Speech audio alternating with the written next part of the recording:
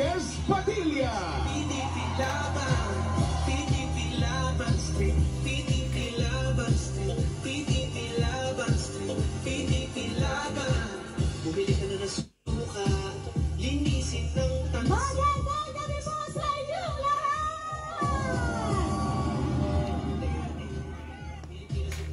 Mabuhay mga mahal kong kababayan. Assalamualaikum. Magandang gabi po. Ang kasaysayan ng PDP Laban ay isa sa pinakamakabuluhan sa politika ng ating bansa. Ito ay ang partidong nagdala kay Rodrigo Roa Duterte noon ay alkalde ng Davao City sa kanyang matagumpay na pagtakbo sa pagkapangulo noong 2016. Sa kauna-unahang pagkakataon po, isang leader mula sa Mindanao ay nahalal bilang Pangulo ng Republika ng Pilipinas. Ito rin ang ikalawang pagkakataon na ang PDP Laban ay nakapaglukluk sa isang kandidato ng pinakamataas na posisyon sa pamahalaan. Sa ilalim ng kanyang pamumuno na kilala sa tapang at malasakit, naging makapangyarihang puwersa para sa reforma si Pangulong Duterte at ang PDP Laban. Ang kasalukuyang partido ay nag-ugat sa pagkakatatag ng Partidong Demokratiko Pilipino noong February 6, 1982 sa lungsod ng Cebu sa pamumuno ng yumaong Senador Aquilino Nene Pimentel Jr. kasama sina Antonio Cuenco at iba pa mga leader mula sa Katimugan. Samantala, ang Partidong Laban ay itinatag naman noong 1978 ng yumaong Senador Benigno Ninoy Aquino Jr. mula sa pinag-isang adhikain ng dalawang makasaysayang partido, nananatiling buhay ang diwa ng tunay na paglilingkod sa bayan. Isang pamana na patuloy nating pinagyayaman at pinangangalagaan. Ang adhikain ng dating Pangulong Rodrigo Roa Duterte ay pagbabago. Second chance, katulad ng ginawa niya sa Davao City, isang napakagulong lugar, pugad ng iba't ibang rebeldeng grupo at sindikato. Pero dahil sa kanyang tapang at malasakit, naging tahimik, mapayapa at progresibo ang Davao City. Yan din po ang dahilan kung bakit ako ay napili ni Tatay Digong na maging PDP Laban President. Dahil katulad po ng Davao City ay simbolo ng pagbabago at second chance.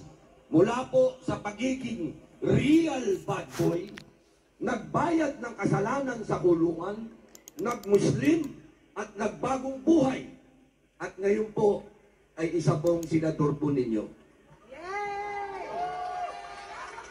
Allahu Akbar! Takbir! Ang pagbabago po, basta't may tapang at malasakit, yan po ang adhikain ni Rodrigo Roa Duterte. Pagbabago, second chance. Tandaan po natin, kahit kailan, hindi po naging pagpatay ang adhikain ni Rodrigo Roa Duterte. Ang kanyang daladala ay pagbabago, second chance. At mga kababayan,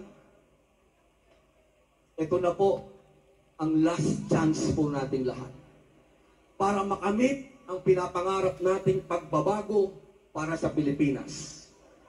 Mga mahal nating kababayan, ito po ang Duterte, ang kandidatong senador ng ating Supremo, Rodrigo Roa Duterte! Laban, PDP laban street. Yes! Magsimula na po tayo kay Attorney Jimmy Boto! Jimmy Bongo! Kung dati ay may bakal na kamaon na Pangulo, kailangan natin ngayon ng bakal na prinsipyo sa Senado upang isabatas ang prinsipyong Duterte. Gusto niyo ibalik si Tatay Digong? Ibalik natin siya hindi lamang sa bansa o sa posisyon, kundi sa pangmatagalang batas. Ako po si Attorney Jimmy Bondo, ang magsasabatas ng prinsipyong Duterte.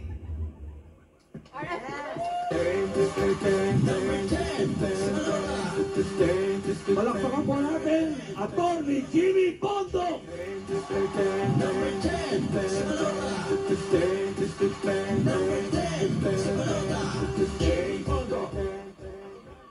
Napapaligiran po ako ng numerong Gs. Ang Duterte po ay binubuo ng 10 magigiting na kandidato. Ako naman po ay nabigyan ng numerong Gs sa balota. At napag-alaman ko po kamakailan lang na yung aking asawa na si Attorney Isabel ay Gs. 10 linggo na palang John Peace. Praise God.